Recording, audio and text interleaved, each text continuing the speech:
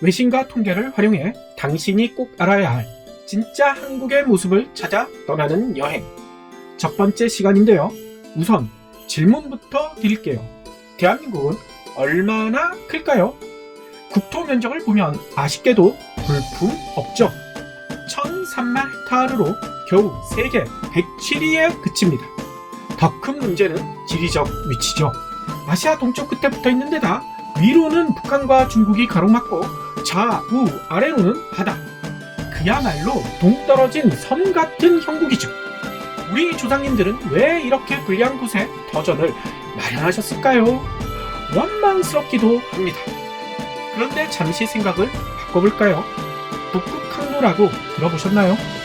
북극항로는 말 그대로 북극을 통과하는 항로인데요. 얼마 전까지만 해도 꽉꽉 얼은 북극으로 배를 몰고 간다는 것은 그야말로 자살행위였죠. 언제 얼음에 갇혀서 부끄러움을 많이 타는 동물과 나란히 잠을 자야 할지도 몰랐으니까요. 근데 부끄러움이 많은 동물, 북극곰 말입니다. 우리나라에서 배를 타고 유럽으로 가는 여정을 한번 생각해보죠. 동남아시아 쪽으로 쭉 내려가 인도양을 거쳐 스웨즈 운하를 통과하는 그야말로 험난한 여정입니다. 거리가 무려 22,000km, 시간으로는 24일이나 걸렸습니다. 그런데 지구본을 위해서 한번 내려다보세요. 우와, 유럽이 생각보다 가까이 있습니다. 북극권을 통과하면 말이죠. 북극항로를 이용한 부산 로테르담 항로는 15,000km, 14일이면 갈 수 있답니다. 거리로는 7,000km 이상, 날짜로는 10일 이상 단축되는 셈이죠. 미국과 캐나다로 갈 때도 마찬가지라고 하네요. 덕분에 물류비를 최대 40%나 아낄 수 있다는군요. 장점은 이것만이 아니죠. 기존 바닷길에는 복병이 너무나 많았습니다. 언제 어디서 해적이 튀어나올지도 몰랐으니까요. 21세기인데도 말이죠. 이 때문에 해상 운송 보험료가 10배나 오르는 때도 많다고 합니다. 하지만 북극항로에는 부끄러움을 많이 타는 북극곰밖에 없잖아요. 당연히 보험료도 떨어지겠죠. 물론 기존에도 북극항로를 이용해오긴 했습니다. 하지만 7월에서 10월 눈이 녹는 짧은 시기에만 이용할 수 있었어요. 그러나 기후온난화로 북극권의 빙하가 줄어들고 세빙 기술 또한 발달하고 있어서 북극항로는 그야말로 황금알을 낳는 거위가 되고 있다는군요. 여기서 더 중요한 점이 있습니다. 북극항로가 개발되면서 유독 관심을 끄는 항구가 있는데요. 바로 부산항. 부산항은 아시아와 유럽을 잇는 북극항로의 중심에 있고 동부가 주요 항만 중 북극항로에 가장 근접해 있습니다. 따라서 북극항로를 이용하는 선박들이 부산항에 연신 러브콜을 보내고 있다는군요. 북극항로를 통과하기 전에 기름도 넣고 선박도 수리하고 필요한 식자재나 장비도 구입해야 할 거 아닙니까? 이 모든 것을 바로 부산항에서 편하게 해결할 수 있다는 거죠. 게다가 우리나라는 조선 강국이잖아요. 북극항로의 필수적인 쇄빙선 제작에도 일가견이 있죠. 이미 우리나라는 올 들어서만 쇄빙 LNG선 10척이나 수주하는 쾌거를 이루기도 했답니다. 그런데 이것만으로 부산이 북극항로의 중심이 될 수 있을까요? 더 필요한 것이 있겠죠. 바로 항구의 효용성을 높일 시너지인데요.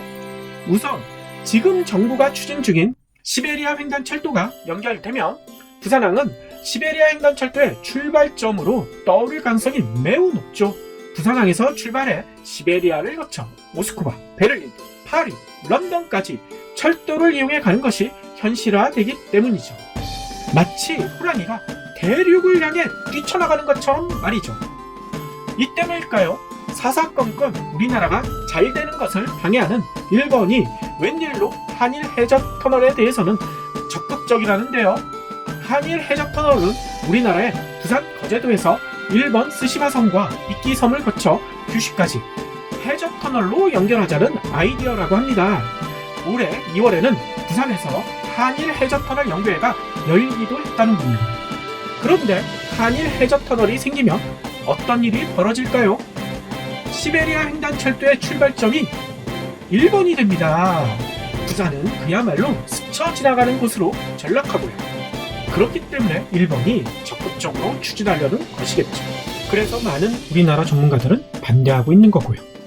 또 하나 중요한 것이 있는데요. 바로 항공과의 연결. 철도나 선박으로 싣고 온 화물을 북미나 남미 지역으로 빠르게 보내기 위해서 필수라는군요. 반대로 비행기로 온 화물을 철도나 선박으로 운송하기 위해서도 말이죠. 이 같은 시너지가 완성되면 부산은 항공, 화물, 해상 운송을 아우르는 세계적인 트라이포트가 될 수 있다고 합니다. 특히 정부에서 추진하고 있는 가덕도 신공항은 항구와 바로 맞닿아 있습니다. 배에서 온 화물을 자동으로 화물기에 싣고 화물기로 온 물건을 배에 실는 것도 가능하다는군요. 물론 들어가는 예산이 10조 원이나 되죠. 하지만 이 같은 신나는 시너지 효과를 감안하면 그야말로 주시 후레쉬 아닐까요? 껌값이란 이야기입니다. 몽골이 역사상 가장 큰 영토를 차지한 기반에는 역참제라는 놀라운 교통, 통신 수단이 있었다고 하죠. 미국이 세계 최강 자리에 오른 것도 미 대륙을 동서로 연결하는 대륙횡단철도 덕분이라고 합니다. 그런데 몽골, 미국만 가능할까요? 아시아와 유럽, 아메리카 대륙을 빠르게 연결하는 북극 항로를 우리가 개척한다면 우리도 세계 강국으로 떠오를 수 있지 않을까요?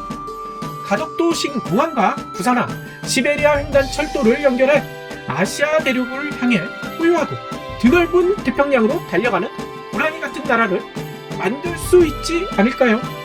대한민국은 결코 작은 나라가 아닙니다. 남들이 부러워할 천혜의 위치에 자리 잡고 있죠. 우리 조상님들은 다 계획이 있으셨던 것입니다. 존경합니다. 조상. 그리고 존경합니다. 애청자. 오늘 방송이 마음에 드셨다면 구독과 좋아요 잊지 말아주세요.